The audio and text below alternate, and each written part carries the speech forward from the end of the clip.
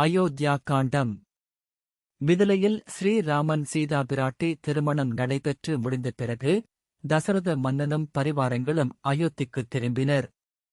பரதனின் பாட்டனார் கேட்டுக் கொண்டபடி தசரதன் பரதனை கேகய நாட்டுக்கு சத்ருக்னனுடன் அனுப்பி வைக்கிறான். இந்த நிலையில் தசரதன் ஒருநாள் முகம் பார்க்கும் கண்ணாடியில் பார்த்துக் கொண்டிருக்கும் போது காதோரம் ஒரு நரைமுடி இருப்பதைக் கண்டுவிடுகிறான். ஓ, தனக்கு முதுமை வரத் துவங்கிவிட்டது. ராஜ்யபாரத்தை தன் மகன் ராமனிடம் கொடுத்துவிட வேண்டும் என்று எண்ணிக்கொண்டு தனது மந்திராலோசனை சபையை கூட்டுகிறான். மந்திராலோசனை சபை கூடியது. குலகுருவான வசிஷ்டர் வந்து சேருகிறார். தொடர்ந்து அமைச்சர்கள் வந்து சேருகின்றனர். வந்த அமைச்சர்கள் முதலில் வசிஷ்ட முனிவரையும் பிறகு தசரத மன்னனையும் வணங்கி தத்தம் ஆசனங்களில் அமர்கின்றனர். மந்திராலோசனை தொடங்குகிறது. முதலில் தசரதன் தனது உள்ளக்கிழக்கையை அமைச்சர்களுக்கும் மற்றவர்களுக்கும் உணர்த்தும் விதத்தில் பேசத் துவங்குகிறான். சூரிய குல தோன்றல்களான என் மூதாதையர்கள் வழியில் 60,000 ஆண்டுகள் ராஜ்யபாரத்தை முறையாக என் தோளில் தாங்கி வந்தேன். இதுவரை அறவழியில் இந்த பூமியின் உயிர்களுக்காக பற்பல நன்மைகளைச் செய்து வந்தேன். இனி எனது உயிர்க்கு நன்மை தரும் செயல் குறித்து யோசித்து அதன்படி நடக்க விரும்புகிறேன். எனக்கு முதுமை வரத் துவங்கிவிட்டது என்பதை கவனித்தேன். இனியும் இந்த ராஜ்யபாரத்தை என்னால் சுமக்க முடியாது. எனக்கு அந்த வலிமையும் குறைந்து வருகிறது. எனது முன்னோர்கள் ஆட்சி பொறுப்பை தங்கள் பிள்ளைகளிடம் ஒப்படைத்து தவம் இயற்ற கானகம் சென்றது போலவே நானும் செய்ய விரும்புகிறேன். நாட்டில் உள்ள பகைகளை வென்ற நான் இனி என் உள்ளத்தில் இருக்கும் பகைகளான காமம், வெகுளி முதலான எதிரிகளையும் தவம் எனும் ஆயுதம் கொண்டு வெல்ல விரும்புகிறேன். நெடுங்காலம் மகப்பேறு இல்லாமல் வருந்தியிருந்தேன். என் மனக்குறை நீங்கிட ராமன் வந்து அவதரித்தான். இனி இந்த புவி பாரத்தை ராமன் தாங்கி வருந்தவும் நான் இதனின்றும் தப்பி ஈடேறிப் போகவும் விரும்புகிறேன். மூப்படைந்த பிறகும் நானே ஆட்சி செய்தால் பிள்ளைகளுக்கு கொடுக்காமல் இருக்கிறேன் என்ற அவப்பெயர் எனக்கு வரும். எனவே நான் ராமனிடம் ஆட்சியைக் கொடுத்துவிட்டு பிறவி நோய்க்கு மருந்தான தவ வேள்வியைத் தொடங்க விரும்புகிறேன். அமைச்சர்களே, உங்கள் கருத்து என்ன என்று அமைச்சர்களை நோக்கி வினவினான் தசரதன். இதனைக் கேட்ட மந்திர கிழவர்களுக்கு ராமனுக்கு ராஜ்யம் என்றதும் மகிழ்ச்சியும் தசரதன் பிரிவு எனும் துக்கத்தையும் அடைந்தனர். 2 கன்றுகளையுடைய பசு ஒரு கன்றினை பிரிய நேரும்போது எதையும் பிரிய மனமின்றி தவிப்பது போல தவித்தனர். தசரதன் பிரிவு வருத்தத்தை தருவது என்றாலும் அவன் மறுமைக்கு தவம் செய்வது அவசியம் என்பதாலும் மண்ணுயிர்க்கெல்லாம் ராமனைப் போன்ற ஓர் அரசன் கிடைப்பது என்பது அரிது என்பதாலும் விதியின் வழியே அனைத்தும் நடக்கும் என்று அவர்கள் உறுதியாய் நம்பியதாலும் அமைச்சர்கள் தசரதன் விருப்பத்திற்கு சம்மதித்தார்கள். அனைத்தையும் சீர்தூக்கிப் பார்த்து வசிஷ்டர் பேசத் துவங்கினார். தசரதா, முன்பு உன் முன்னோர்கள் ஆக்யா சக்கரத்தைச் செலுத்தி பெருமை கொண்ட மன்னர்களில் ராமனை மகனாகப் பெற்று உன் பெருமைக்கு ஈடாக யாருக்கு கிடைத்தது? அறம் உணர்ந்தவர்கள் செய்ய வேண்டிய செயலையே நீ செய்யத் துணிந்திருக்கிறாய். ராமன் நெறி தவறாமல் உன்னைப் போலவே சிறப்பாய் ஆட்சி புரிவான். மும்மூர்த்திகளில் ஒருவனே ராமனாக வந்து பிறந்திருப்பதால் அவனால் ஆகாதது ஒன்றுமில்லை. மக்களும் தாங்கள் பருகும் நீரைக் காட்டிலும் தம் உயிரைக் காட்டிலும் ராமனை மகிழ்வோடு ஏற்பார்கள். எனவே உன் எண்ணப்படியே ராமனுக்கு முடி சூட்டலாம் என்றார். வசிஷ்டரின் வார்த்தைகளைக் கேட்ட தசரதன் தான் ராமனை மகனாகப் பெற்றபோது மகிழ்ந்ததைக் காட்டிலும் மிதிலையில் ராமன் சிவதனுசை ஒடித்தபோது மகிழ்ந்ததைக் காட்டிலும் பரசுராமனின் கர்வத்தை ஒழித்து அந்த நாளைக் காட்டிலும் மிகுந்த மகிழ்ச்சியடைந்தான். வசிஷ்டரின் மொழி கேட்டு தசரதன் கண்களில் நீர் மல்க குருவின் பாதங்களில் நமஸ்கரித்து, ஐயனே, தாங்கள் காட்டிய நல்வழியிலே நான் ராஜ்யபாரம் தாங்கியதைப் போலவே ராமனுக்கும் தாங்களே வழிகாட்டியாக இருக்க வேண்டும் என்று வேண்டிக் கொண்டான். அமைச்சர் சுமந்திரன் எழுந்து, ராமனுக்கு அரசுரிமை என்பது மகிழ்ச்சிக்குரிய செய்தி எனினும் உனது பிரிவு என்பது எங்கள் உள்ளங்களை சுட்டெரிக்கின்றது. ஆயினும் உங்கள் குலதர்மப்படி நீ செய்யும் இந்தச் செயல் அறவழிப்பட்டதே என்றான். தசரதன் சுமந்திரனிடம், நன்று சொல்லினை, இனி ராமனுக்கு முடிசூட்டுவது குறித்து என வேண்டிய காரியங்களை கவனிப்போம். நீயே போய் லக்ஷ்மி மணாளனான ஸ்ரீராமனை இவ்விடம் அழைத்து வா என்றான். இவ்வுரை கேட்ட சுமந்திரன் மன்னனை வணங்கி விடைபெற்று பொற்தேர் ஏறி ராமனை அழைத்து வர அவன் திருமாளிகைக்குச் சென்றான். அங்கே ராமன் தம்பி இலக்குவனோடும் சீதா பிராட்டியோடும் அமர்ந்திருக்கக் கண்டு வணங்கி, ராமா, சக்கரவர்த்திக்கு உன்னிடம் ஒரு காரியம் இருக்கிறது, உடன் வருவாயாக என்று சொன்னவுடன் தாமரை கண்ணனான ஸ்ரீராமன் ஒரு மேகம் நடந்து செல்வது போல நடந்து சென்று தேரிலே ஏறிக்கொண்டான். ராமன் தேர் ஓட்டிச் சென்ற வீதிகளில் மகளிர் விரகத்தால் சிந்திய மலர்களும் உடல் வெப்பத்தால் காய்ந்த மலர்களும் கிடந்தன. இவை ராமனுக்கு பின்னால் விளையப் போகும் காரியத்தை நினைவூட்டுவது போல அமைந்தது. இலக்குவனுடன் ராமன் வந்து தசரதனைத் தொழுதவுடன் அவனைத் தன் மார்புறத் தழுவினான் மன்னன். இது என்ன? தசரதன்தான் தாங்கி வந்த புவி பாரத்தை தாங்கக்கூடிய தோள்வலியும் புயவலியும் தன் மகன் ராமன் பெற்றிருக்கிறானா என்று தன் தோளோடு அவன் தோளை வைத்து அளந்து பார்க்கிறானோ? சுவையான காட்சி, அதை கம்பர் வாக்கால் பார்ப்போம். நலங்கொள் மைந்தனைத் தழுவினன் என்பது என்? நளிநீர் நிலங்கள் தாங்குறும் நிலையினை நிலையிட நினைத்தான் விலங்கல் அன்ன தென்தோளையும் மெய்த்தெறி இருக்கும் அலங்கல் மார்பையும் தனது தோள் மார்பு கொண்டு அளந்தான். ராமனைத் தன் அருகில் அமர்த்திக் கொண்டு, ராமா, உன்னிடம் நான் கேட்டுப் பெற வேண்டியது ஒன்று உண்டு. எனக்கு முதுமை வந்துவிட்டது. ராஜ்யபாரம் எனக்கு சுமையாக இருக்கிறது. இதிலிருந்து விடுபட்டு தவநெறி மேற்கொள்ள நீதான் எனக்கு உதவி புரிய வேண்டும் என்றான் தசரதன். நமது முன்னோர்களும் உரிய காலத்தில் ராஜ்யபாரத்தை தன் பிள்ளைகளிடம் கொடுத்துவிட்டு தவம் செய்யச் சென்றிருக்கிறார்கள். ராமா, நான் செய்த தவப்பயனாய் நீ எனக்கு பிள்ளையாய் வந்து பிறந்திருக்கிறாய். நீயே இந்த ராஜ்யபாரத்தை ஏற்றுக்கொள்ள வேண்டும். உன்மீது பாரத்தை சுமத்துவதாக எண்ணாதே. இதுதான் நல் அறம் என்பதைக் கருதி ஏற்றுக்கொள்வாயாக என்றான் தசரதன். தந்தை கூறிய அனைத்தையும் கேட்டுக்கொண்ட ஸ்ரீராமன் அவன் கூறுவதே அறம் என்று உணர்ந்து அடக்கத்தோடு அவன் சம்மதத்தை குறிப்பால் உணர்த்தினான். தசரதன் மகனைத் தழுவி ஆசீர்வதித்து அனுப்பினான். உடனே முடிசூட்டு விழாவுக்கான ஏற்பாடுகளை செய்யச் சொல்லி உத்தரவுகளை பிறப்பித்தான். வசிஷ்ட முனிவர் அதற்கான ஏற்பாடுகளை கவனிக்கப் புறப்பட்டுப் போனார். எல்லா நாட்டு அரசர்களுக்கும் அழைப்பு அனுப்பப்பட்டது. அனைத்து அரசர்களும் வந்து கூடினார்கள். அவர்களிடம் தசரதன், நான் துறவு உள்ளம் கொண்டமையால் ராமன் என் புதல்வன் என்று அவனிடம் நான் உரிமை கொண்டாட முடியாது. அவனை உங்களிடம் ஒப்புவித்துவிட்டேன். இனி அவன் உங்கள் புதல்வனாக கருதி உரியன செய்வீர்களாக என்றான். ராமனுக்கு பட்டாபிஷேகம் என்ற செய்தி மக்களிடம் பரவியது. கேட்க வேண்டுமா அவர்கள் அடைந்த மகிழ்ச்சிக்கு? செய்தி கேட்ட மாத்திரத்தில் ஆங்காங்கே மக்கள் மகிழ்ச்சியை வெளிக்காட்டும் விதமாக தாறுமாறாக தாளகதியின்றி ஆடுகிறார்கள். குரல் வளம் இல்லாதவர்கள் கூட உரத்த குரலெடுத்துப் பாடுகிறார்கள். ஒருவரை ஒருவர் கட்டிப்பிடித்து கரம் கோர்த்து மகிழ்கின்றனர். ராமனைப் பெற்ற பாக்கியவதியான கோசலையிடம் இந்த மகிழ்ச்சியான செய்தியைச் சொல்ல வேண்டுமாம். ஓடுகின்றனர் அவள் இருக்கும் மாளிகை நோக்கி. அங்கே போய் கோசலையிடம் இந்தச் செய்தியைச் சொல்கின்றனர். ராமனுக்கு மகுடம் என்பது மகிழ்ச்சியான செய்திதான். ஆனால் தசரதன் தவம் செய்யப் போவது என்பது பிரிவு அல்லவா? அந்த எண்ணம் துன்பத்தையும் கொடுக்கிறது. தனது குல தெய்வத்துக்கு பூஜை செய்துவிட்டு மக்களுக்குத் தான தருமங்களை செய்கிறான் தசரதன். பசுக்களையும் பொன்னையும் சிறந்த இரத்தினங்களையும் தானமாகக் கொடுக்கிறான். வந்தவர்கள் அனைவருக்கும் சாப்பாடு போட்டு புதிய வஸ்திரங்களையும் தானமாகக் கொடுக்கிறான்.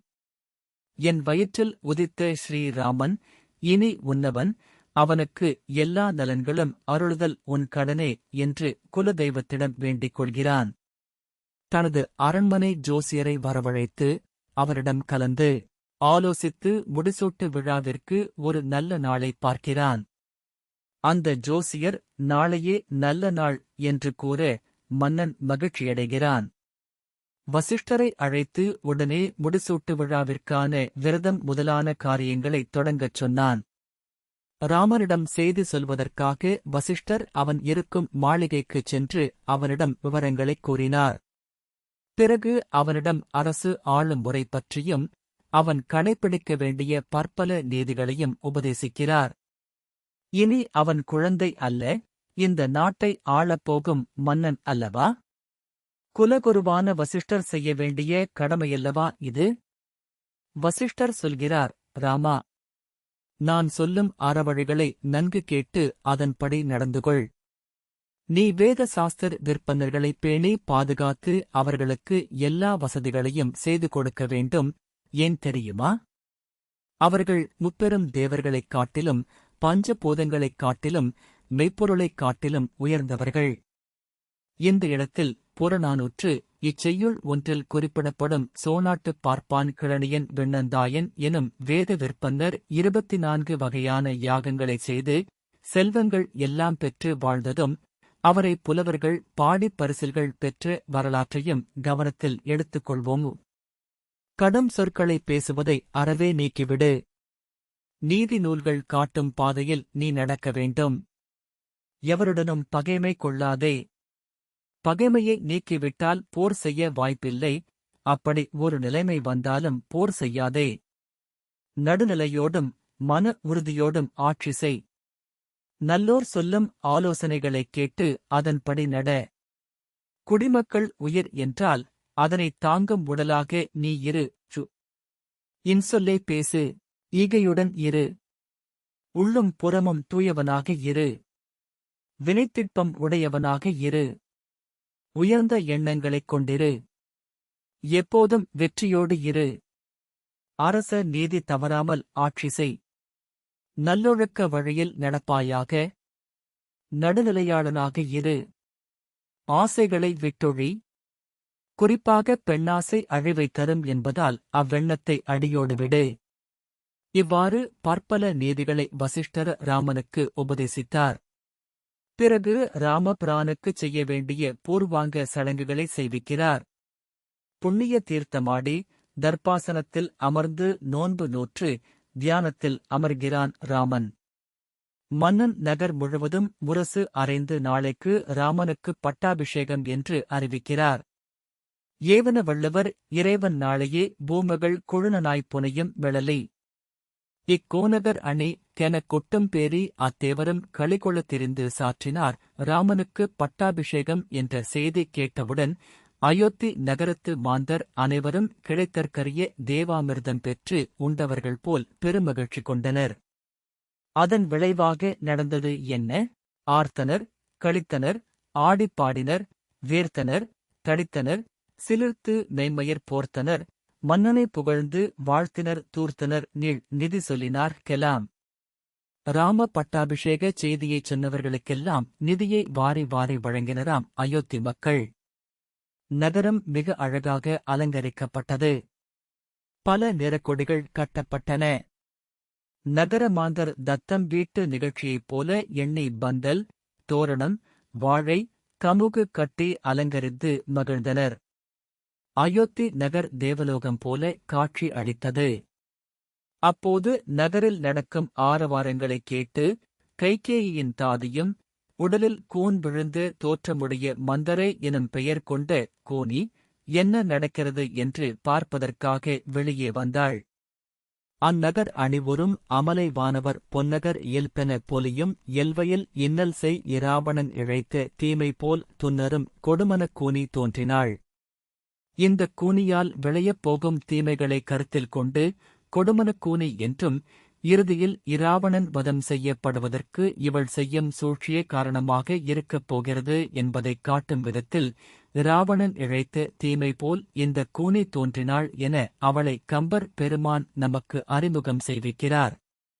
அங்கு வந்து சேர்ந்த கூனி இருக்கிறாளே, இவள் எப்படிப்பட்டவள்? மூவுலகங்களுக்கும் தனது செயலால் துன்பம் ஊட்டுவாள். ராமனுக்கு பட்டாபிஷேகம் என்ற செய்தியை கேட்டவுடன் நெஞ்சு துடித்து வருந்தினாள். தாங்குண கோபம் கொண்டாள், மனம் சஞ்சலமடைந்தாள், சினத்தால் கண்கள் தீயினை உமிழ்ந்தன. தோன்றிய கூனியும் துடிக்கும் நெஞ்சினள் ஊன்றிய வெகுளியாள், உழைக்கும் உள்ளத்தாள் கான்று எரி நயனத்தாள், கலிக்கும் சொல்லினாள், 3 உலகினுக்கும் ஓர் இடுக்கண் மூட்டுவாள். இவளுக்கு ஏன் இவ்வளவு கோபம், ஆத்திரம்? ராமன் மீது ஏன் இவ்வளவு பொறாமை? காரணம் இருக்கிறது. முன்பொரு நாள் ராமன் சிறுவனாக இருந்தபோது தன் வில்லில் மண் உருண்டைகளை வைத்து இந்த கூனியின் கூன் விழுந்து வளைந்து முதுகில் அடித்ததை தன் ஆழ்மரத்தில் இருத்தி வருந்திக் கொண்டிருந்தாள். எனவே அவன் மீது கொண்டிருந்த ஆத்திரத்தால் அவனுக்கு பட்டாபிஷேகம் என்ற செய்தியை கேட்டவுடன் அவளுக்கு மிகுந்த கோபத்தை உண்டு பண்ணுகிறது. தன் எஜமானியான கைகேயியிடம் விரைந்து செல்கிறாள். இராவண சம்ஹாரத்திற்காக இந்த கூனி தேவர்களால் அனுப்பப்பட்டதாக ஆழ்வார் பாசுரங்கள் குறிப்பிடுகின்றன. கைகேயி தனது மாளிகையில் பட்டு மெத்தையில் கடைக்கண்கள் அருள் பொழிய திருப்பார்கடலில் கிடக்கும் பவளக்கொடி போல படுத்திருந்தாள். சில கோள்களின் ஆதிக்கம் தீமைகளை விளைவிக்கும். அதுபோன்ற ஒரு தீய கிரகமாக கூனி கைகேயியை தொட்டு எழுப்பினாள்.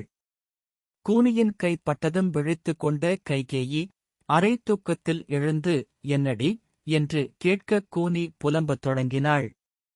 அடியே கைகேயி, ராகு தன்னை பிடிக்க வரும்போதும் தன் தன்னொளியைப் பரப்பி நிற்கும் சந்திரன் போல உன்னை தேடிவரும் தீமை தெரியாமல் தூங்கிக் கொண்டிருக்கிறாயே, எழுந்திரு என்றாள்.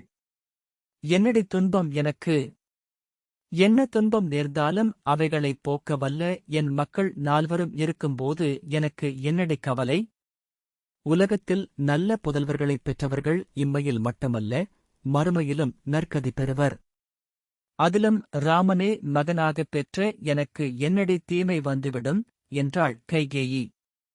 போடி அறிவற்றவளே, உனக்கு வரும் நன்மைகள் அனைத்தும் தொலைந்து போயிற்று.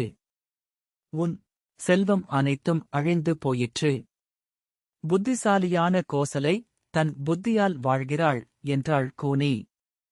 தசரதனைக் கணவனாகவும் பரதனை மகனாகவும் பெற்று மகராசி கிளசலைக்கு இதைவிட என்ன மேம்பட்ட வாழ்வு கிடைத்துவிடும் என்று கூனி கூறவரும் செய்தி அறியாது நல்லமன கைகேயி பதிலளித்தாள்.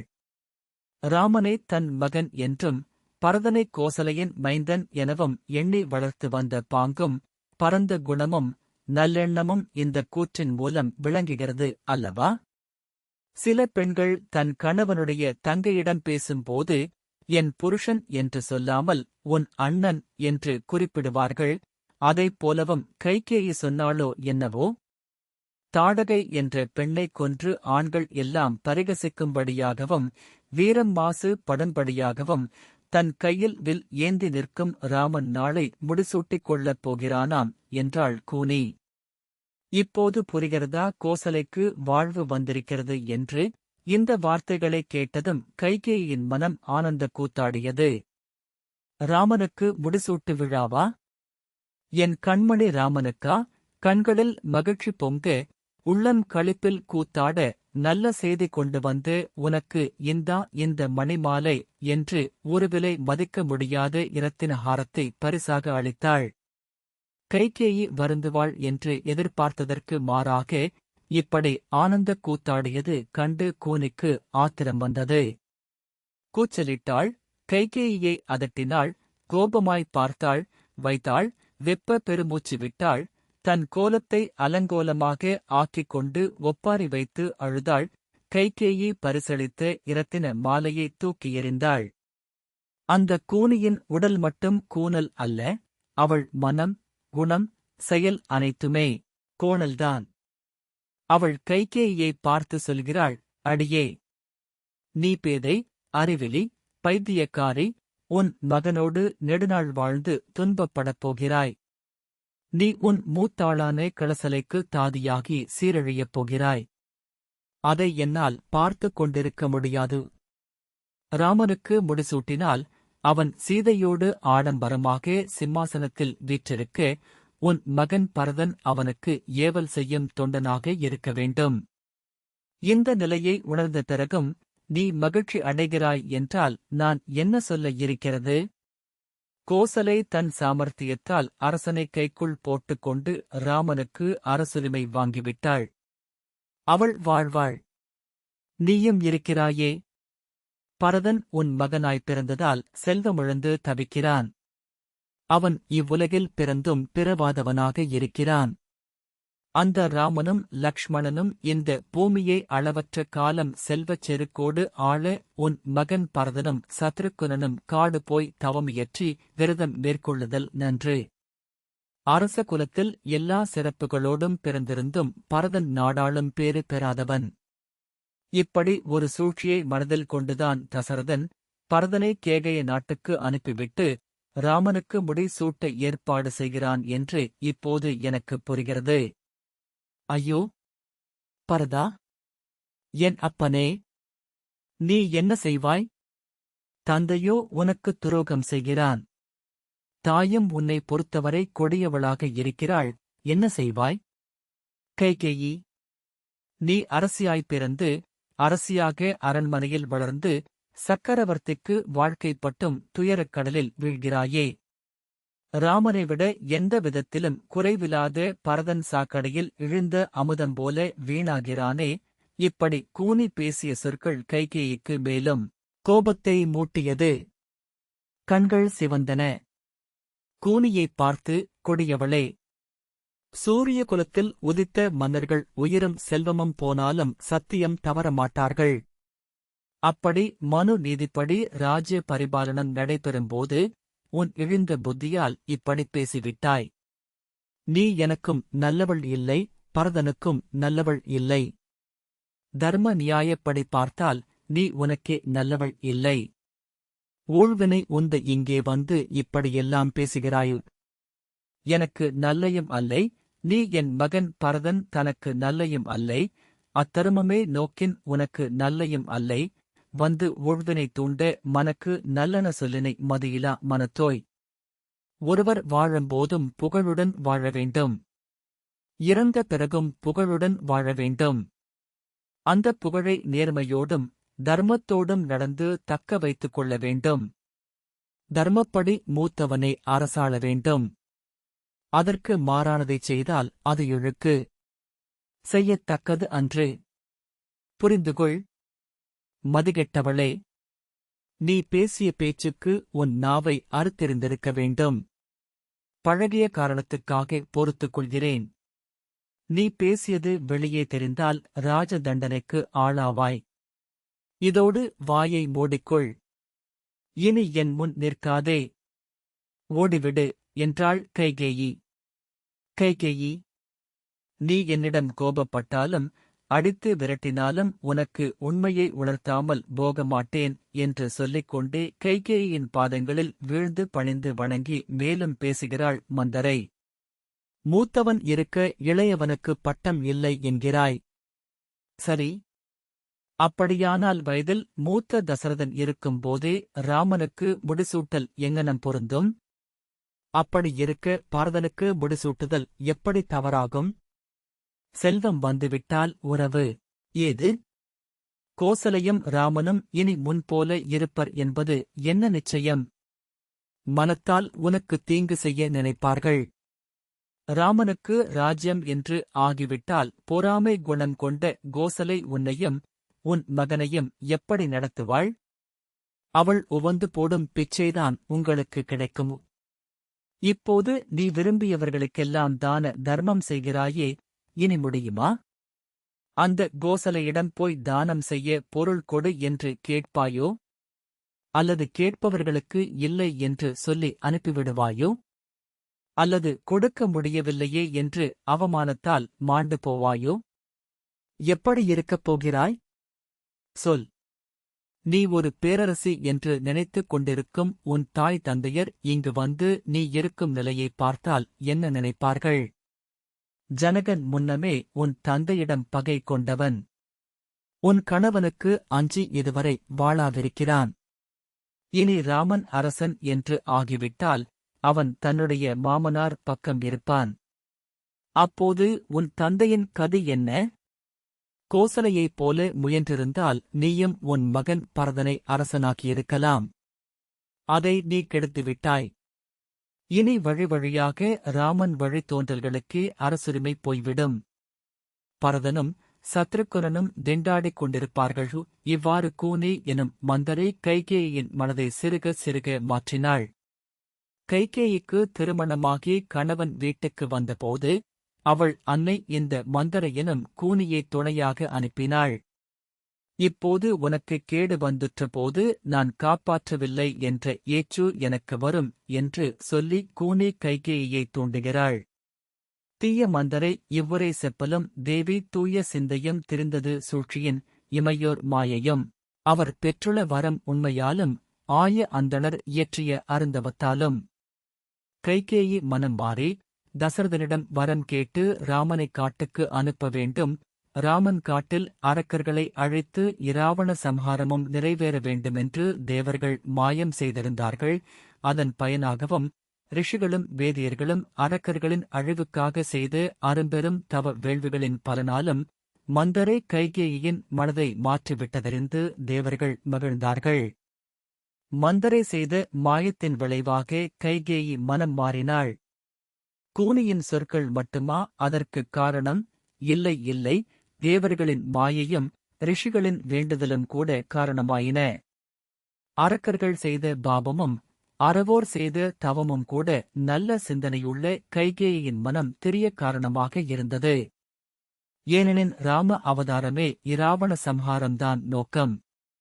அதனால்தான் தூய சிந்தனையுள்ள கைகேயி மனம் மாறவும் கைகேயி காரணமாக இருந்து ராமன் வனம் புகவும் அரக்கர் அழியவும் காரணமாக இருந்தாள் எனும் கருத்தினைக் காணும்போது கைகேயி மீது வரும் கோபம் நமக்கெல்லாம் மறைந்துவிடுமல்லவா?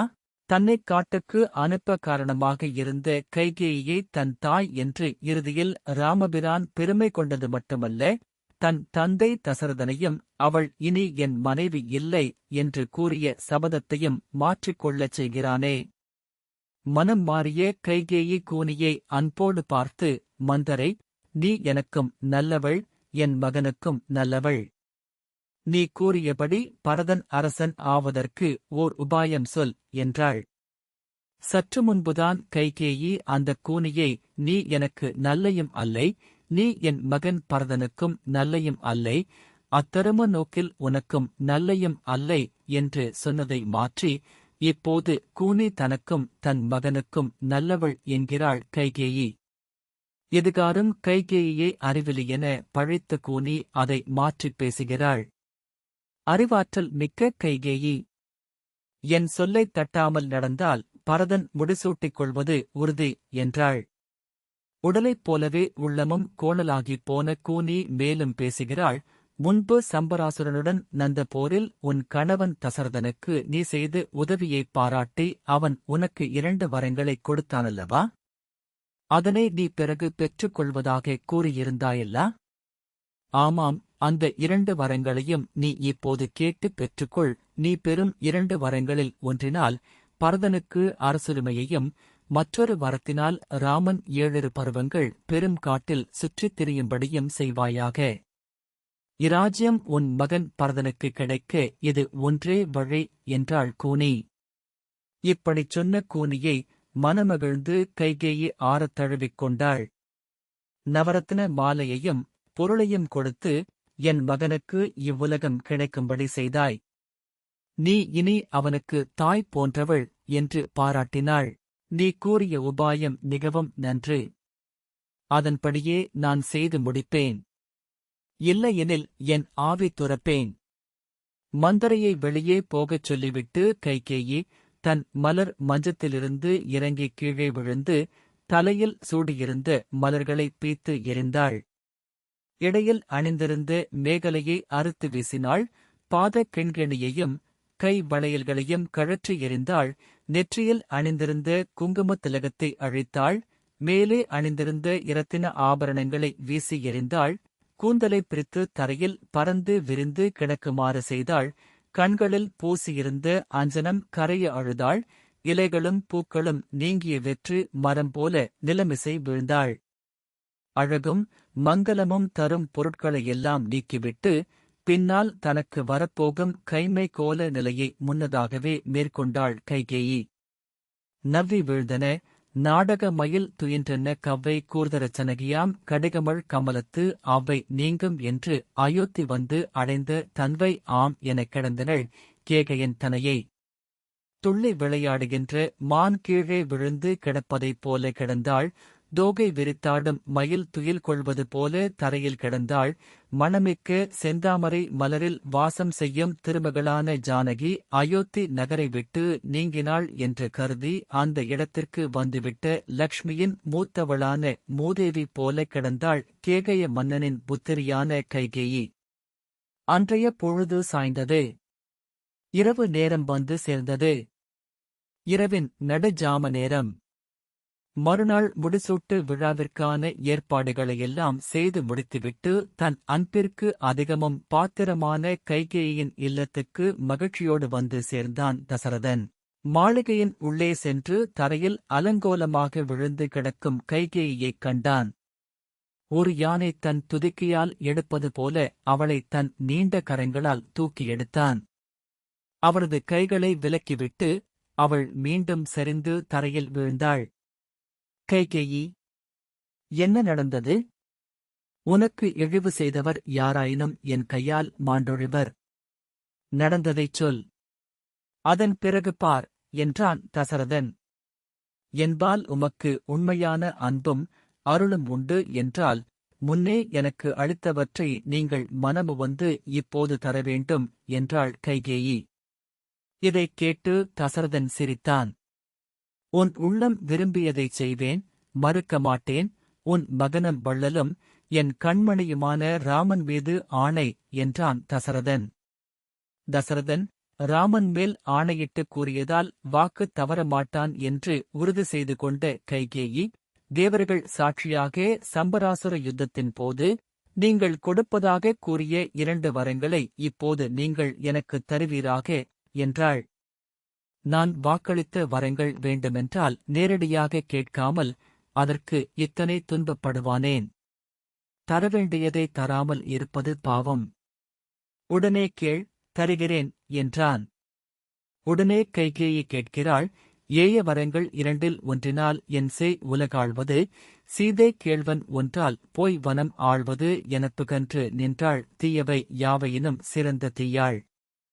நீங்கள் கொடுத்த 2 வரங்களில் ஒன்றினால் என் மகன் பரதன் முடிசூடிக்கொண்டு ராஜ்யத்தை ஆளவும், மற்றொரு வரத்தினால் சீதை மணாளன் ராமன் போய் வனம் புகுதலும் வேண்டுமென கேட்டாள். தீமைகளுக்கெல்லாம் சிறந்த தீமையாக விளங்கும் கைகேயி. அவள் வாயிலிருந்து புறப்பட்ட விஷம் போன்ற சொற்களைக் கேட்ட தசரதன் கீழே விழுந்தான். அப்போது மன்னன் தசரதன் அடைந்த வேதனை சொல்லும் தரமாமோ? மனம் உளைந்து கொல்லன் உலைக்களம் போல வெப்பப் பெருமூச்சு விட்டான். கைகேயி மேல் கோபம் தலைக்கேற ஒன்றும் செய்ய முடியாமல் திகைத்தான். மனமும் புலன்களும் மரண காலம் போல கலங்கின. செய்வதறியாது தவித்தான். எழுவான், பின்பு மனம் கலங்கி விழுவான், அமர்வான், நிற்பான், பின்னரும் வீழ்வான், கைகேயியைப் பற்றி எற்ற எண்ணுவான், பின் தளர்ந்து போவான். பெருமூச்செறிந்து உலாவியும் அயர்ந்து நின்றும் பலவாறு வருந்தினான். அவன் கொடுத்த வரத்தில் ஒன்று அவன் நெஞ்சில் பாய்ந்து புண்ணாக்க, மற்றொன்று அந்த புண்ணில் தீயெனப் பாய்ந்தது. இவ்வளவு துன்பங்களையும் தசரதன் அனுபவிக்கும் போதும் கைகேயி கண்களில் எந்த மாற்றமும் இல்லை. பெண்மைக்கு உரித்தான அச்சம், நாணம், இரக்கம் அனைத்தையும் நீக்கிவிட்டவளைப் போல தோன்றினாள். அவளது மனதிலிருந்த வஞ்சத்தின் ஆழம் புரியாமல் தசரதன் அவள் மீது உயிரையே வைத்திருந்தானே. கைகேயியை தசரதன் நேருக்கு நேராகப் பார்த்து, உனக்கு என்ன புத்தி பேதலித்துவிட்டதா? யாரேனும் வஞ்சனையால் உன் மனதில் கலக்கம் ஏற்படுத்தினாரோ? என் மேல் ஆணை, உண்மையைச் சொல் என்றான் தசரதன். கைகேயி மனம் தளரவில்லை. தசரதனுக்கு மறுமொழி சொன்னாள். திசைத்ததும் இல்லை, எனக்கு வந்து தீயோர் இசைத்ததும் இல்லை, முன் ஈந்த இவ்வரங்களை குசைப்பறியோய். தரின் என்று கொள்வென், அன்றேல் வசைத்திறன் நின்வையின் நிற்க மாழ்வென் என்றாள். நீ கொடுத்த 2 வரங்களை எனக்கு வேண்டும்போது பெற்றுக்கொள்வதாகச் சொன்னேன். இப்போது அவற்றைக் கேட்கிறேன். கொடுப்பதானால் சரி, இல்லையேல் நான் என் உயிரை மாய்த்துக் கொள்கிறேன் என்கிறாள் கைகேயி. ராமன் வனம் புக வேண்டும் என்று வரம் கேட்டு, அதில் இவள் உறுதியாய் இருக்கிறாள் என்பதை உணர்ந்த தசரதன், ஆ, கொடியவளே என்கிறான். பின்பு உயிர் சோர்கிறான். ஐயோ, தர்மத்தைக் காப்பது மிக மிகக் கொடியது என்கிறான். சத்தியம் என்ன வேண்டிக் கிடக்கிறது, சாகட்டும் என்று எண்ணி எழுவான். பின்பு தள்ளாடி கீழே விழுவான். இந்த பெண்களே வஞ்சகிகள், குலக்கேடர்கள். அவளோடு பெண் குலத்தையே பூண்டோடு அழைத்து விடுகிறேன். அதனால் கீழ்மக்கள் வரிசையில் நானும் சேர்ந்து கொள்வதால் குற்றமில்லை என பொங்கி எழுகிறான். கையோடு கைய புடைக்கும், வாய் கடிக்கும் மெய்யுரை குற்றமென புழுங்கி விம்மும் நெய்யறி உற்றென நெஞ்சு அழிந்து சோறும் வையக முற்று நடந்த வாய்மை மன்னன். இப்படித் துன்பத்தால் பலபடியாகச் சிந்தித்து தசரதன் ஒன்றும் செய்யாது பொறுத்து, நான் படும் பெரும் துன்பம் கண்டும் சிறிதேனும் மனமிறங்கி தன் நிலையினின்றும் மாறாத இவளை இறந்து வேண்டுதல் ஒரு கால் பலன் அளிக்கக்கூடும் என்று கருதி அவ்வாறே செய்யத் துணிந்தான். தசரதன் கைகேயின் கால்களில் வீழ்ந்து அவளிடம் கெஞ்சுகிறான்.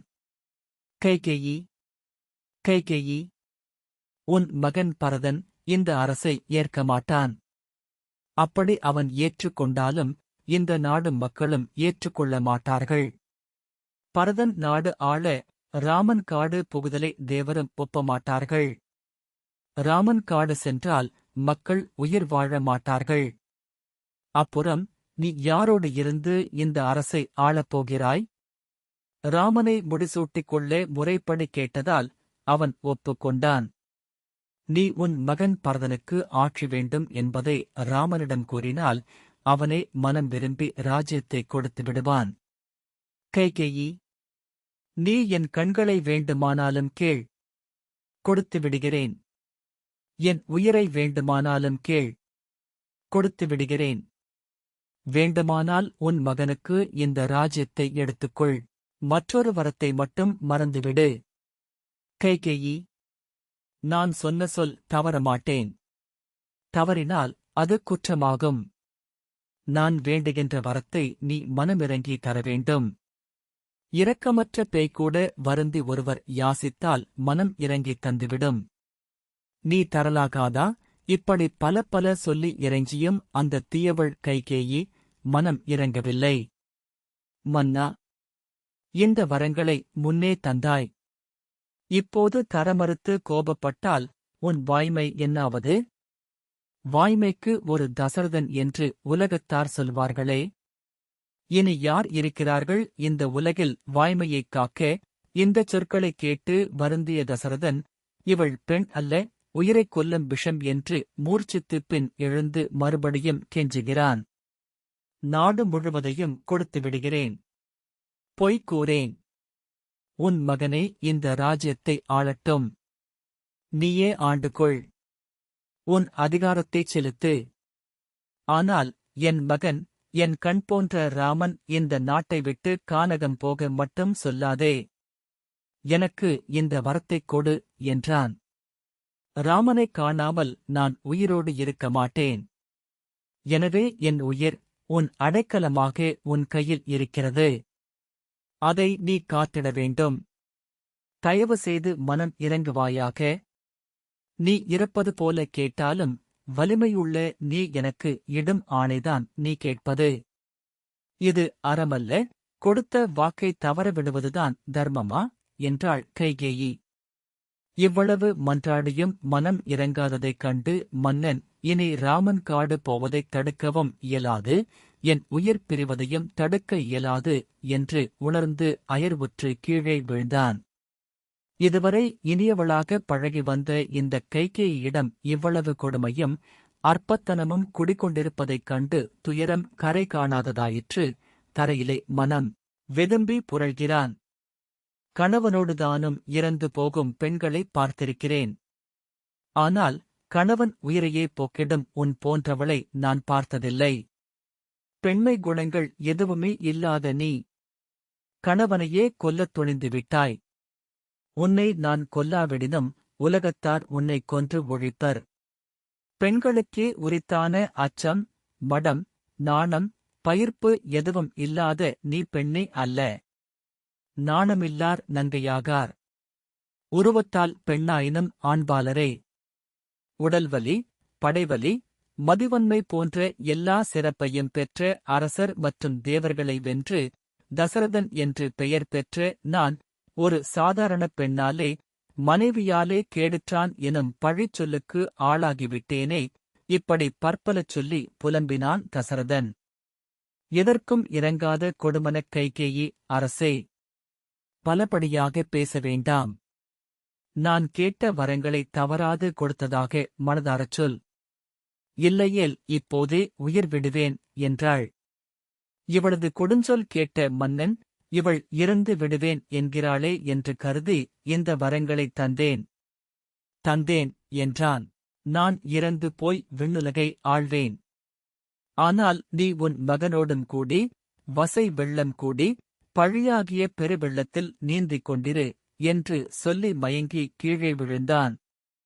அரசன் வரங்களைக் கேட்டபடி கொடுத்துவிட்ட திருப்தியில் கைகேயி நிம்மதியாக உறங்கச் சென்றாள். மறுநாள் பொழுது விடிந்தது. முடிசூட்டு விழா கொண்டாட்டத்துக்கு நகரம் தயாராகிக் கொண்டிருந்தது. பன்னாட்டு அரசர்களும் வந்து குவியத் துவங்கிவிட்டார்கள்.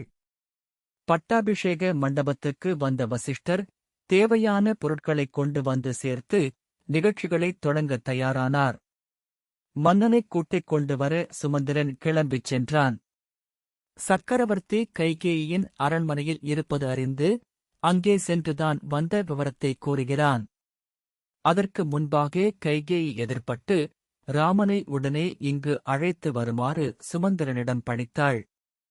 சுமந்திரன் அவள் இட்ட கட்டளையை சிரமேல் ஏற்று ராமன் இருக்கும் மாளிகைக்குச் சென்று ராமனைக் கண்டு, பட்டாபிஷேகத்திற்கு வந்திருக்கிற அனைவரும் காத்திருக்கிறார்கள்.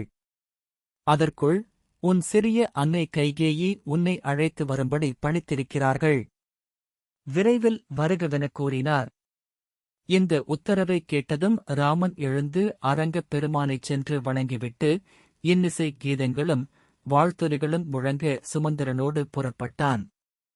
ராமபிரான் தேரில் செல்வதை நகர வீதிகளில் இருபுறமும் திரண்டு நின்ற மக்கள் வாழ்த்தினார்கள். நேரே சபா மண்டபம் சென்று அங்கே மன்னன் காணப்படாமையினால் கைகேயியின் அரண்மனையைச் சென்றடைந்தான். அரண்மனையுள் சென்ற ராமன் அங்கே மகிழ்ச்சியான சூழ்நிலை இல்லை என்பதை உணர்ந்தான். இவன் வரவை எதிர்நோக்கி தந்தையும் கைகேயியும் காத்திருக்கவில்லை. மனக்கலக்கத்தோடு அவர்கள் இருக்கும் இடம் நோக்கிச் செல்லத் தொடங்கினான். ராமன் வருவதைக் கண்ட கைகேயி, அவன் சென்று தசரதனைக் கண்டால் என்ன நேருமோ? அவன் வாயால் கட்டளைகளைச் சொல்வானோ? அதனால் நானே போய் முன்னதாக மன்னன் கட்டளைகளை அவனுக்குச் சொல்வேன் என்று சென்றாள். மகனே ராமா, உன் தந்தை என் மூலம் உனக்குத் தெரிவிக்கச் சொன்ன கட்டளையொன்று உண்டு. அதை நான் சொல்லலாமென்றால் சொல்லுகிறேன் என்றாள் கைகேயி. அதற்கு ராமன், தந்தை ஒரு கட்டளையிட அதைத் தாங்களே எனக்கு அறிவிப்பதானால் இதனினும் நற்பேறு வேறு எனக்கு உண்டோ? என்னப்போல் மேம்பட்டவன் எவரும் உண்டோ? இது நான் செய்த தவப் பயனையன்றி வேறென்ன? தந்தையும் தாயும் நீங்களே. அம்மா, கட்டளையிடுங்கள் என்றான். எந்தையே ஏவ, நீரே உரை செய்ய ஏந்தது உண்டேல் உய்ந்தனன் அடியேன். என்னிற் பிறந்தவர் உளரோ வாழி வந்தது என் தவத்தின் ஆய பயன். மற்றொன்று உண்டோ தந்தையும் தாயும் நீரே. தலை நின்றேன் பணிமின் என்றான். கைகேயி தனது கட்டளைகளை ராமனுக்கு தெரிவிக்கிறாள். கடல் சூழ்ந்து இவ்வுலகை பரதனே ஆள நீ போய் சடாமுடி தரித்துக் கொண்டு தவங்களை செய்து கானகம் சென்று புண்ணிய தீர்த்தங்களில் நீராடி 14 ஆண்டுகள் சென்றபின் வா என்று அரசன் சொன்னான் என்றாள். அந்தப் பாடல் இதோ. ஆழுசூழ் உலகமெல்லாம் பரதனே ஆள நீ போய் தாழிரு சடைகள் தாங்கி தாங்கரும் தவம் மேற்கொண்டு பூழிவெம் கானம் நன்னிப் புண்ணிய துறைகளாடி 7 ஆண்டின் வா என்று இயம்பினன் அரசன் என்றாள். இதனை நான் கூறவில்லை, உன் தந்தை அரசன் சொன்னான் என்று ராமனிடம் சாமர்த்தியமாக உரைக்கிறாள். இந்த உரையைக் கேட்ட ராமபிரானின் மனநிலை எப்படி இருந்தது? அதனை நம் வாக்கால் விளக்க முடியுமா? கவிச்சக்கரவர்த்தி கம்பர் வாக்கால் பார்ப்போம் இப்பொழுது. எம்மனோரால் எம்புவது எளிதோ யாரும் செப்பரும் குணத்து ராமன் திருமுகச் செவ்வி நோக்கின் ஒப்பதே முன்பு பின்பு அவ்வாசகம் உணரக் கேட்ட அப்பொழுது அலர்ந்த செந்தாமரையினை வென்றதம்மா. சக்கரவர்த்தி தசரதன் கட்டளை இட்ட காரணத்தினால் முடிசூட்டிக் கொள்ள ராமன் சம்மதித்தானேயன்றி விரும்பி இந்த ராஜ்யபாரம் ஏற்க சம்மதிக்கவில்லை. எனவே இப்போது ராஜ்யத்தை பரதனுக்கு கொடுத்துவிட்டு தான் வனம் சென்று தவம் மேற்கொண்டு புண்ணிய நதிகளாடி 14 ஆண்டுகள் முடிந்தபின் வா என்று தந்தை ஆணையிட்டதாய் தாய் கூறியதும் மட்டற்ற மகிழ்ச்சியடைந்து வண்டியில் பூட்டப்பட்ட மாடு கட்டவிழ்த்து விடப்பட்டது போல உணர்ந்தான் ராமன். முன்பு உனக்கு பட்டாபிஷேகம் என்றபோது அவன் முகம் எப்படி இருந்ததோ அதுபோலவே ராஜ்யம் உனக்கு இல்லை, பரதனுக்குத்தான். நீ 14 ஆண்டுகள் வனவாசம் செய்து வரவேண்டும் என்று சொன்ன போதும் அதேபோல அன்று மலர்ந்த செந்தாமரை மலர் போல ஒளியோடும் மலர்ச்சியோடும் இருந்தது. தாயே, மன்னனின் கட்டளை இல்லை என்றாலும் தங்கள் கட்டளையை நான் மறுப்பேனா? என் தம்பி பரதன் பெற்ற செல்வம் நான் பெற்றது போலவன்றோ? தங்கள் கட்டளையை சிரமேற்கொண்டேன். இப்பொழுதே கானகம் செல்கிறேன், தங்களிடம் விடை பெறுகிறேன் என்றான் ராமன். மன்னவன் பணி அன்றாகினும் நும் பணி மறுப்பனோ, என் பின்னவன் பெற்ற செல்வம் அடியனேன் பெற்றதன்றோ? என் இனி உறுதி, அப்பால் இப்பணி தலைமேற்கொண்டேன், மின்னுளிர்கானம் இன்றே போகின்றேன் விடயம் கொண்டேன். இந்த பாடலில் வரும் பின்னவன் பெற்ற செல்வம் அடியனேன் பெற்றதன்றோ எனும் அடியில் என் தம்பி பரதனுக்கு கிடைத்திருக்கும் இந்த செல்வம் எனக்கு கிடைத்த செல்வமன்றோ எனும் பொருளிலும் சிலர் சொல்வதுண்டு. ஆனால் ராமன் குறிப்பிட்டது இந்தச் செல்வத்தை நான் பெற்றால் என்ன, என் தம்பி பரதன் பெற்றால் என்ன எனும் பொருளில்தான் கொள்ள வேண்டும். ராமன் இவ்வாறு கைகேயிடம் சொல்லிவிட்டு அவளை தொழுது நமஸ்கரித்துவிட்டு தன் தந்தை இருந்த திசை நோக்கி வணங்கி புறப்பட்டு நேரே தன்னை பெற்ற தாய் கோசலையின் மாளிகையைச் சென்றடைந்தான். அங்கே கோசலை ராமனை முடிசூடிய கோலத்தில் அதற்குரிய குடை முதலான சிறப்புகளுடன் தன் மாளிகைக்கு வருவான் என்று மகிழ்ச்சியோடு அவனை எதிர்பார்த்துக் கொண்டிருந்தவளுக்கு ராமன் வெறும் கையனாய்ப் போய் நின்றதும் கோசலை அதிர்ச்சியுற்றாள். வீசுகின்ற கவரி இல்லை, அரசனுக்குரிய வெண்கொற்ற குடையின்றி தனி மனிதனாக விதி ராமனை வழிநடத்திச் செல்ல தர்மம் அவன் பின் வருத்ததுடன் பின்தொடர கோசலை முன்போய் நின்றான். ராமா, என் கண்ணே, என்ன இது? உன் தலையில் மணிமுடி இல்லை, உன் உடல் மங்கல மஞ்சள் நீரால் நனைந்திருக்கவில்லை என்று சொல்லிக் கொண்டே தன் காலடியில் வீழ்ந்து வணங்கிய ராமனிடம் மனம் நெகிழ்ந்து அவனை மனதார வாழ்த்திவிட்டு, ஏன் அப்பா, நீ முடிசூட்டிக் கொள்வதற்கு ஏதேனும் இடையூறு நேர்ந்துவிட்டதா என்கிறாள். நடந்தவற்றையெல்லாம் தன் தாயிடம் சொன்னால் அவள் மனம் உடைந்து போவாள் என்று கருதி ராமன் கைகளைக் கூப்பி தன் தாயை கும்பிட்டு, அம்மா, உன் அன்பு மகன் குற்றமற்ற குணமுடைய பரதன் முடிசூடப் போகிறான் அம்மா என்றான். அப்படியா? உன்னைக் காட்டிலும் நிறை குணங்கள் உடைய பரதன் நல்லவன், முடிசூட பொருத்தமானவன். இருந்தாலும் மூத்தவன் இருக்க இளையவன் முடிசூடுவது நம் குலத்தில் இதுவரை இல்லையே, அதுதான் குறை என்றாள் அந்த பெருந்தன்மையான தாய் கோசலை. ராமா, மன்னர் கட்டளைப்படி பரதனுக்கு ராஜ்யத்தைக் கொடுத்துவிட்டு அவனோடு ஒன்றுபட்டு பல்லோழி காலம் நலமாய் வாழ்வாயாக என்று வாழ்த்தினாள். தாயின் உரை கேட்டு மகிழ்ந்த ராமன், அம்மா, நான் நன்னெறியில் உய்யும் பொருட்டு அரசன் எனக்கு இட்ட கட்டளை ஒன்றும் இருக்கிறது என்றான். அது என்ன கட்டளை ராமா? நான் 14 ஆண்டுகள் வனம் சென்று அங்கு வாழும் பெரும் தவசிகளோடு தங்கியிருந்து வரவேண்டும் என்றும் மன்னன் கட்டளை அம்மா. இதனைக் கேட்ட மாத்திரத்தில் கோசலை பெரிதும் வருந்தினாள், மயங்கினாள், விம்மி அழுதாள், விழுந்தாள், சோகத்தின் எல்லைக்கே சென்றாள். பின் தெளிந்து எழுந்து, ராமா, இது என்ன வஞ்சகம்? நாடாளச் சொல்லிப் பின் அதை மாற்றி உன்னைக் காட்டுக்கு துரத்துவது கள்ளமன்றோ? நான் இனி உயிர் வாழ மாட்டேன் என்றாள்.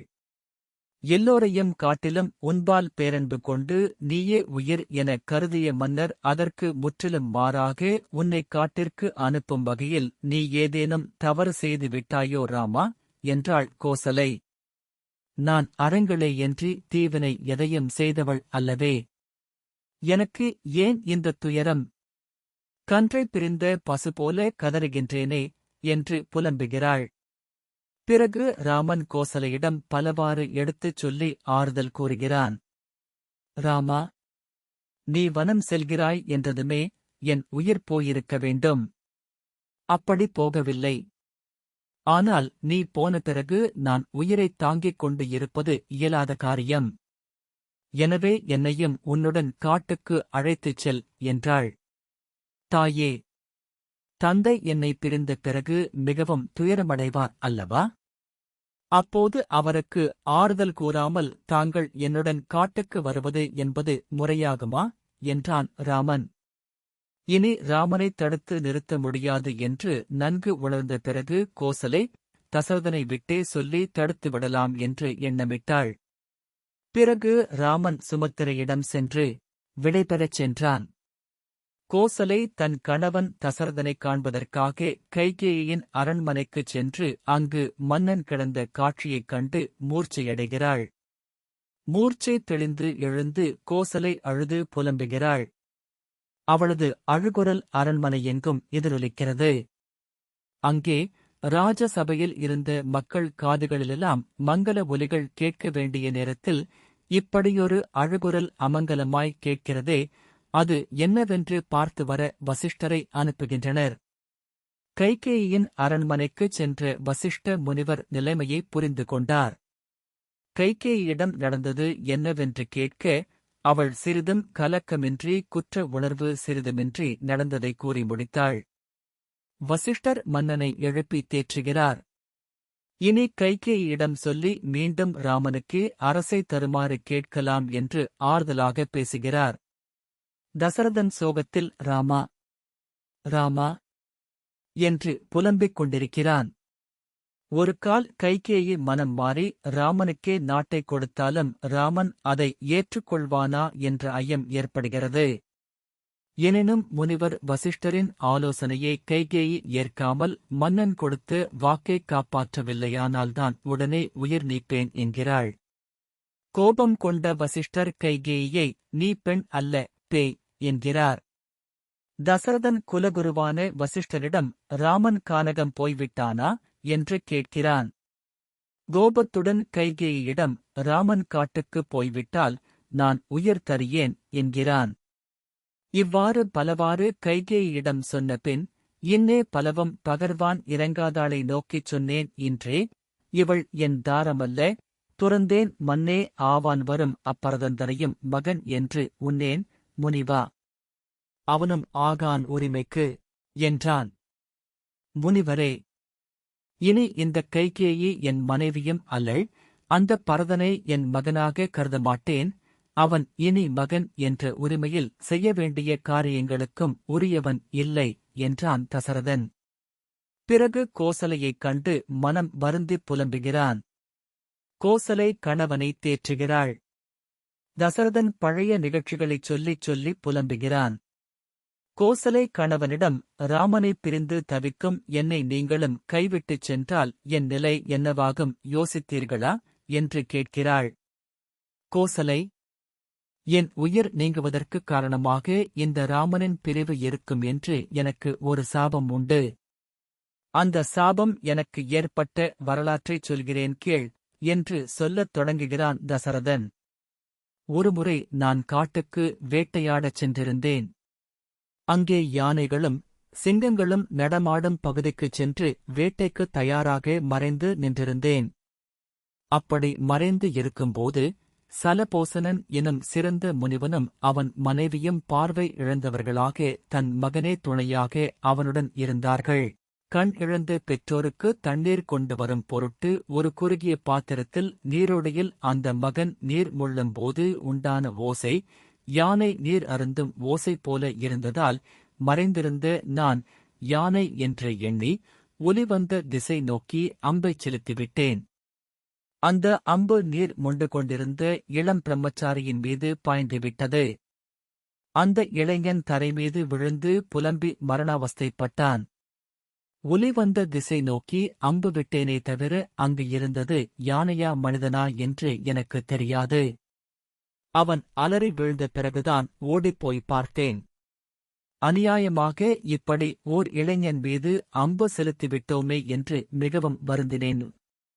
கையிலிருந்த குடம் நழுவி கீழே விழுந்து கிடக்க, தரையில் கிடந்து புரளும் அந்த இளைஞனைக் கண்டதும் என் வில்லும் மனமும் சோர்ந்து விழ, அவன் அருகில் சென்று, இளைஞனே, நீ யார் என்று கேட்டேன். அதற்கு அவன், நான் காசிப முனிவரின் வழியில் வந்த சலபோசன் எனும் முனிவனின் மகன் சுரோசனன் என்றான். இரு கண்களிலும் பார்வை இழந்த எனது பெற்றோர்களுக்காக தண்ணீர் கொண்டு வரும் பொருட்டு இந்த ஓடைக்கு வந்தேன். நீ யானை என்று கருதி என் மீது அம்பு செலுத்திவிட்டாய். இது எனது விதிப்பயன், அன்றி வேறு என்ன? நீ என்ன செய்வாய், வருந்தாதே என்று அந்த இளைஞன் சொன்னான்.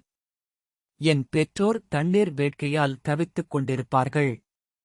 எனவே நீ உடனே அவர்களுக்கு தண்ணீர் கொண்டு போய்க் கொடுத்து, என் நிலைமையைக் கூறி, என் இறுதி நமஸ்காரங்களையும் அவர்களிடம் தெரிவித்துவிடு என்றான் அவன். பிறகு உயிர் நீத்தான். மைந்தன் கேட்டுக் கொண்டபடி அவன் பெற்றோருக்கு நீரையும் இறந்த மகனின் உடலையும் எடுத்துக்கொண்டு போய் அந்த பார்வை இழந்த பெற்றோர் இருக்குமிடம் சென்றேன்.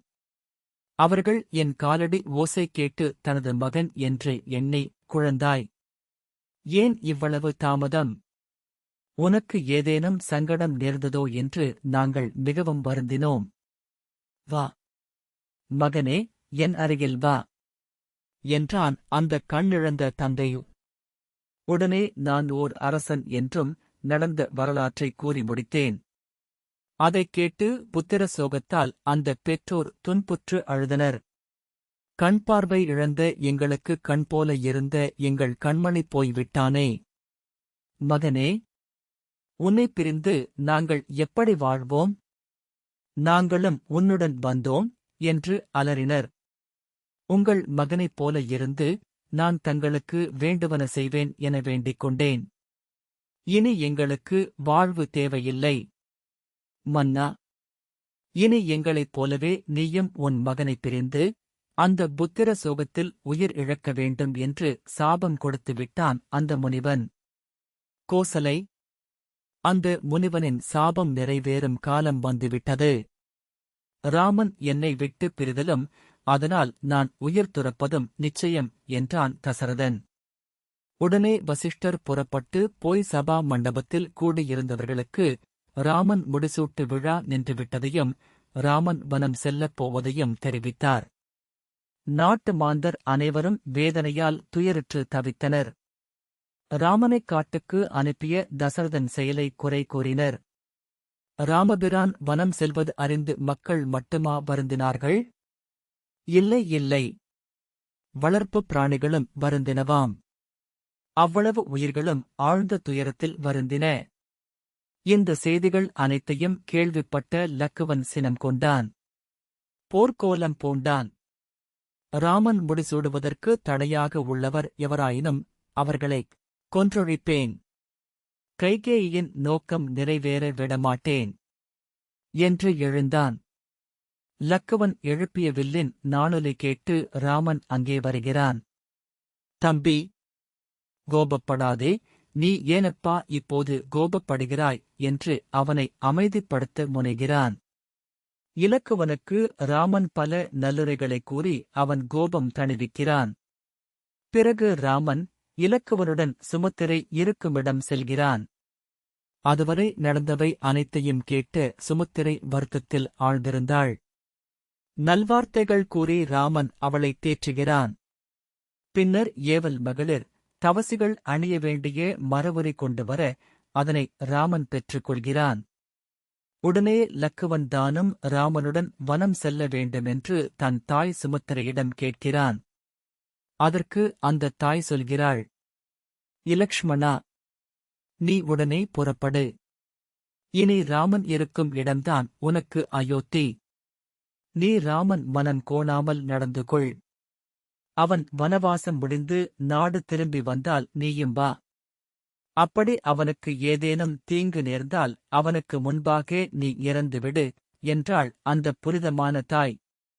ராமனும் இலக்குவனும் பிறகு சுமித்திரையை நமஸ்கரித்து, கன்றுகளைப் பிரிய நேர்ந்த பசுவைப் போல சுமித்திரை அழுது கண்ணீர் சிந்த, தத்தம் ராஜரீக உடைகளைக் களைந்துவிட்டு தாதியர் கொண்டு வந்த மரவுரிகளைத் தரித்துக் கொண்டு வெளியே புறப்பட்டார்கள்.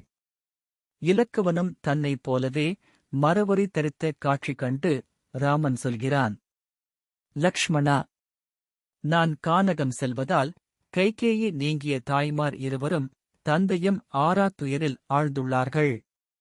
நீ அவர்களோடு தங்கியிருந்தால் அவர்களுக்கு சற்று ஆறுதலாக இருக்கும். எனக்காக நீ அவர்களோடு தங்கியிருக்கக் கூடாதா என்று கேட்டான்.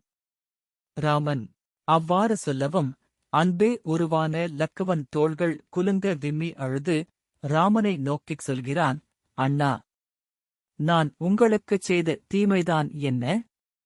நீர்நிலைகளில் நீர் இருந்தால் மீன்களும் அல்லியும் ஆம்பலும் இருக்கும், பூமி இருந்தால்தான் அதன் மீதுள்ள ஜீவராசிகளும் இருக்கும். கோதண்டராமா, யார் இருந்தால் நானும் திருமகளாம் சீதா பிராட்டியும் உயிரோடு இருப்போம் என்பதை நீங்களே சொல்லி அருள வேண்டும் என்றான். எது ஆதாரமோ அது இன்றி அதன் சார்புப் பொருட்கள் இருப்பது எப்படி சாத்தியம் என்பது லக்குவன் கேள்வி. அண்ணா, வாய்மை காப்பவன் என்று உன்னை உலகோர் கூறிக்கொண்டிருக்க, உன்னை காட்டுக்கு அனுப்பிவிட்டு இன்னும் நம் தந்தை தசரத சக்கரவர்த்தி உயிரோடு இருக்கிறார் அல்லவா? அவரது மகன்தானே நானும். உங்களைப் பிரிந்து உயிரோடு இருப்பேன் என்று நினைத்தீர்கள் போலும். முன்பு நான் சினம் கொண்டு எழுந்த போதெல்லாம், உன் சினம் நல்லதல்ல, அதனை முற்றிலும் தவிர்த்துவிடு என்று நீங்கள் கட்டளையிட்டதை விட, இப்போது என்னை தங்கள் உடன்வராது இருக்கச் சொல்வது மிகவும் கொடுமையானது ஐயனே. அரச செல்வமும் மற்ற பிற இன்பங்களும் ஒரு பொருட்டல்ல என்று கருதித் தாங்கள் அவற்றையெல்லாம் துறந்து சென்றாலும், என்னையும் சீதா பிராட்டியையும் கைதுடைத்து விட்டுச் செல்வது பொருத்தமுடையதா என்கிறான் லக்குவன். இலக்குவனுடைய உள்ளார்ந்த கனிந்த அன்பு மொழிகளைக் கேட்டு ராமபிரான் ஒன்றும் சொல்ல இயலாதவனாகிக் கண்களில் நீர் தாரை தாரையாக சொரியத் தம்பியின் முகத் தாமரையைப் பார்த்த வண்ணம் அமைதியாய் நின்றான். அப்போது வசிஷ்டர் அங்கே வருகிறார். அவரை இருவரும் வணங்குகிறார்கள். மெய்ப்பொருளை உணரும் தன்மையுடைய வசிஷ்டர் அவ்விருவர் தோற்றத்தையும் கண்ட மாத்திரத்தில் அவர்களது நோக்கத்தை அறிந்து மனவேதனையடைந்து தன் வசம் இழந்தார். ஊழ்வினையை யாரே மாற்றவல்லார் என்று பெருமூச்செறிந்தார். சிந்தையும் செயலும் செப்பமுடைய ராமனுக்கு எந்த நிலை வர கைகேயி காரணம் என்பது புறத்தோற்றமேயன்றி வேறு யாதோ காரணமும் இதில் இருக்க வேண்டும். அந்தக் காரணம் பின்னர் வெளிவரும் என்று வசிஷ்டர் நினைத்தார். எனினும் ராமனை நோக்கி, ராமா, நீ கானகம் சென்றுவிட்டால் தசரதன் உயிர் வாழ்தல் இயலாது என்றார். குருதேவா, மன்னவன் பணியை ஏற்று நடப்பது என் கடமை. அதனின்று நான் பிறழேன். மன்னனை ஆறுதல் வார்த்தைகள் கூறி தேற்றுதல் குருதேவராகிய உங்கள் கடமையாகும். இவ்விரண்டு கடமைகளையும் நிறைவேற்றுதல்தான் முறை என்றான் ராமன். ராமா, வரம் என்ற பெயரால் கைகேயி கேட்டதற்கு தருகிறேன் என்று ஆராயாமல் உடன்பட்டதையன்றி நீ வனம் போ என்று மன்னன் தன் வாயால் உன்னை பணித்தானா? இல்லையே. எனவே இது அவரது ஆணையல்ல என்றார் வசிஷ்ட முனிவர். தந்தை ஏந்ததாலேதானே தாய் என்னை ஏவினாள். நானும் உடன்பட்டு அவளுக்கு உறுதி கூறிவிட்டேன். இவ்வளவும் அறிந்து தாங்கள் தந்தை வாயால் போ என்று கூறவில்லை என்றொரு போக்கு காட்டி என்னை தடுப்பது சகல சாஸ்திரங்களும் அறிந்த தங்களுக்கு முறையானதன்று என்றான் ராமன். வசிஷ்டரால் ஒன்றும் பதில் கூற முடியவில்லை. கண்களிலிருந்து கண்ணீர் பெருகி நிலத்தில் விழ நின்றார். ராமனும் இலக்குவனும் அவரைத் தொழுது அரண்மனை வாயிலை நோக்கி நடந்தனர். குமரர் இருவரும் வீதியில் நடந்து செல்வதைக் கண்டு நகர மாந்தரும் பிறரும் பெரும் துயரமடைந்தனர். ராமன் வனம் புகுவதால் நன்மை அடையப் போகும் தேவர்களே கூட வருந்தி நின்றார்கள் என்றால் மற்றையோர் நிலை கேட்க வேண்டுமா? ராமனின் தவக்கோலம் கண்டு நகர மகளிர் கைகளால் கண்களில் அடித்துக்கொண்டு அழுதனர். நகர மாந்தர் பலர் துயரம் தாங்காமல் உயிரை விட்டனர். சிலர் மயங்கினர், சிலர் விம்மி அழுதனர், சிலர் கண்ணீர் வெள்ளத்தில் மூழ்கினர், கூந்தல் தீப்பிடித்தது போல அலறி அழுதனர் சிலர். ராமன் முடிசூட்டிக் கொண்டு பவனி வருவான் என்று ஆவலோடு காத்திருந்த மக்கள் மாறான காட்சியைக் கண்டு ஐயோ, நம் கண்கள் குருடாகவில்லையே என்று வருந்தினர். அயோத்தி நகரத்து மக்கள் மட்டுமா? இல்லை, ஐயறிவு, நாலறிவு உள்ள உயிரினங்களும் கூட துயரத்தால் துவண்டு போயின. ஊரும் மக்களும் மற்ற உயிரினங்களும் வருந்தி வாட இருவரும் சீதை இருக்குமிடம் சென்றடைந்தனர். முடிசூட்டிக் கொண்டு மன்னனாய் ராமன் வருவான் என்று காத்துக் கொண்டிருந்த சீதை இவர்களது கோலம் கண்டு துணுக்குற்றாள். உடல் நடுங்க இந்த துயரம் வந்து சேர என்ன காரணம் என்று உடல் நடுங்க கேட்டாள். சீதா, பரதன் நாட்டை ஆளவும் நான் காடு செல்லவும் பெற்றோர் பணித்தனர். அதனைச் சிரமேல் கொண்டு நான் இன்றே கானகம் புறப்படுகிறேன். மீண்டு வருவேன். நீ இங்கே வருத்தப்படாமல் இரு என்றான் ராமன். இந்தச் சொற்கள் சீதா பிராட்டியை பெரிதும் வருத்தின. தாய் தந்தை சொல்லை ஏற்றுத் தாங்கள் கானகம் செல்வது சரிதான். ஆனால் என்னை மட்டும் இங்கே இரு என்று சொல்வது என்ன நியாயம்? அதை நான் பொறேன் என்றாள் சீதை. உன் நன்மை கருதியே நான் இப்படிச் சொன்னேன் சீதா. கானகத்தில் நடக்கும்போது வெம்மையும் சிறு கற்கள் பாதத்தில் குத்தும் துன்பத்தையும் உன்னால் தாங்க முடியாது என்றான் ராமன்.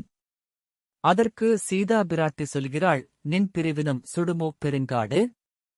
உன்னை பிரிவது என்பது எவ்வளவு கொடுமை, அதனினும் கொடுமையானதா கானகத்தில் வெப்பம் காலை சுடுவது என்கிறாள் சீதா பிராட்டி.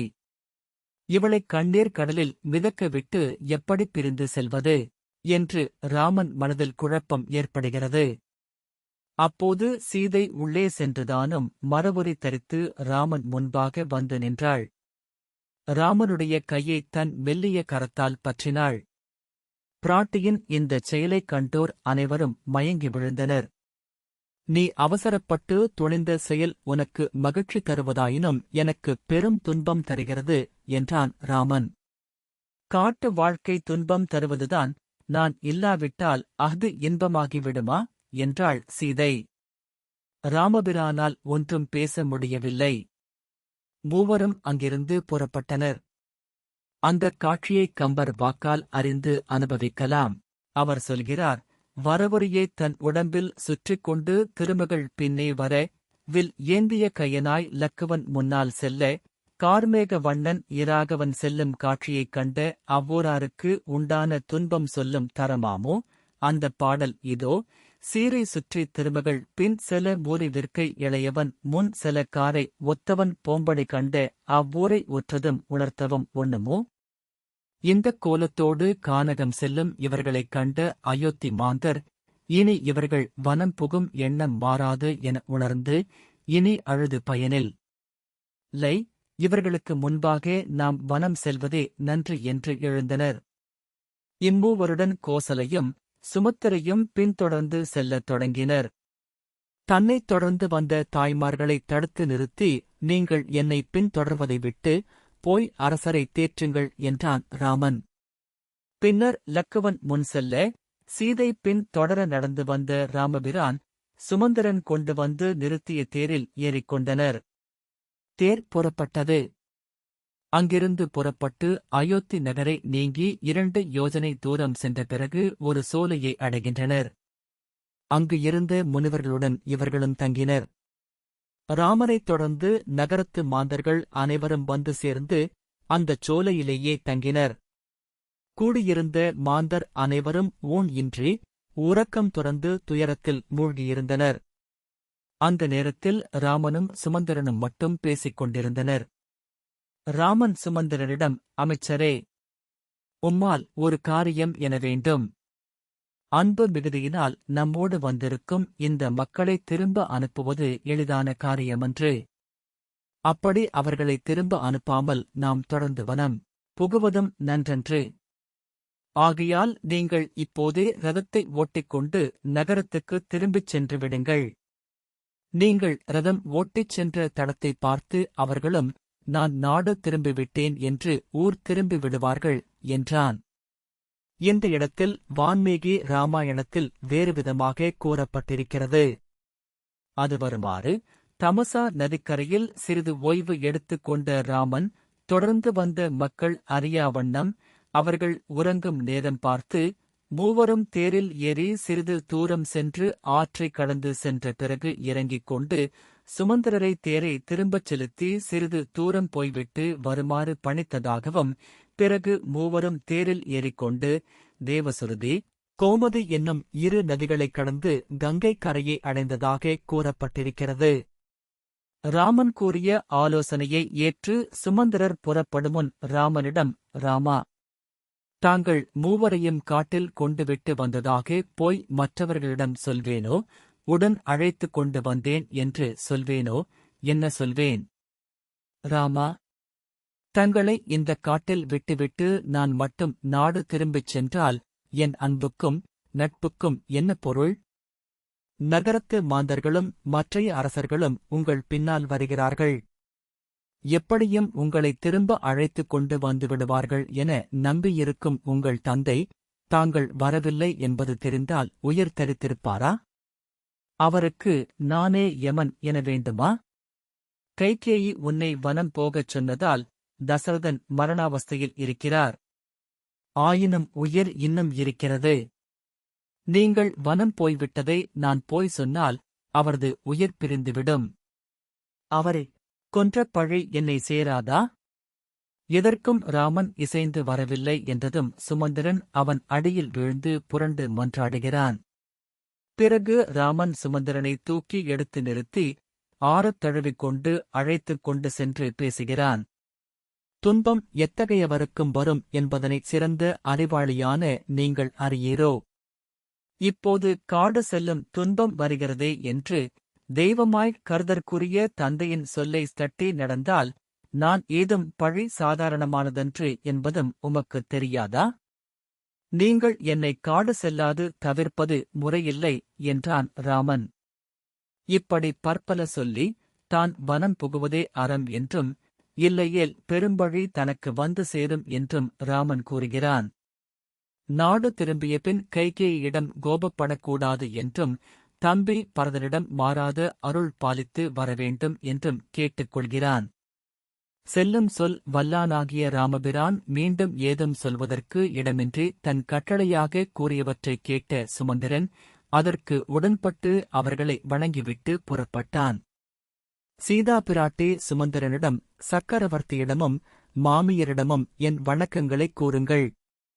என் தங்கையர்களிடம் நான் வளர்த்து வரும் பூனை, கிளி முதலான பறவைகளையும் பாதுகாத்து வரவேண்டுமாய் கேட்டுக்கொள்ள வேண்டும் என்றாள். சீதைதான் கானகத்தில் படப்போகும் துயரங்களைப் பற்றி நினையாமல் அரண்மனையிலுள்ள புல் இனங்களுக்காக வருந்துகிறாரே என்று சுமந்திரன் வருந்தினான். ராமபிரான் தேற்றியும் துக்கம் தாங்காமல் சுமந்திரன் அழுதார். பின்னர் இலக்குவனிடம் சென்று தாங்கள் கூற விரும்புவது ஏதேனும் உள்ளதா எனக் கேட்டார். உடனே லக்குவன் கோபத்துடன், ராமனுக்கு வாக்களித்தபடி இராஜ்யம் இல்லை என்று கூறி வேறொரு பெண்ணிடம் கொடுத்துவிட்ட வாய்மையாளனுக்கு நான் என்ன சொல்லவிருக்கிறது என்றான். ராமனைக் காட்டுக்கு அனுப்பிவிட்டு இன்னும் நீர் உயிரோடு இருக்கின்றீரே என்று நான் கேட்டதாகச் சொல்லுங்கள். பரதனிடம் சென்று சொல்லுங்கள், அவன் ராமனுடன் பிறந்தவனுமல்ல, நானும் பரதனுடன் பிறந்தவனல்ல, சத்ருக்குனன் பரதனுடன் சார்ந்தொழுகலால் அவன் என் தம்பியும் அல்ல. ஆயினும் ராமனுக்கு எவர் தீங்கு நினைப்பினும் அது பரதனே ஆயினும் அவர்களை அழித்து ஒழிக்கும் ஆற்றலுடையவன் நான். என் ராமனைத் தவிர வேறு யாரையும் நான் மன்னனாக கருதவில்லை என்றான். அப்போது ராமபிரான் தம்பி இலக்குவனை நோக்கி, தம்பி லக்ஷ்மணா, நீ நேர்மையற்ற வார்த்தைகளை பேசாதே என்று ஆணையிட்டான். லக்குவன் கோபம் தணியவும் சுமந்திரன் இவர்களைப் பணிந்து பின் தேர் நிறுத்தியிருந்த இடம் நோக்கிச் செல்கிறான். சுமந்திரன் சென்றபின் ராமன் மற்ற இருவரோடும் புறப்பட்டான். சூரிய உதயத்துக்கு முன்பாக இரவிலேயே 2 யோஜனை தூரம் நடந்தார்கள்.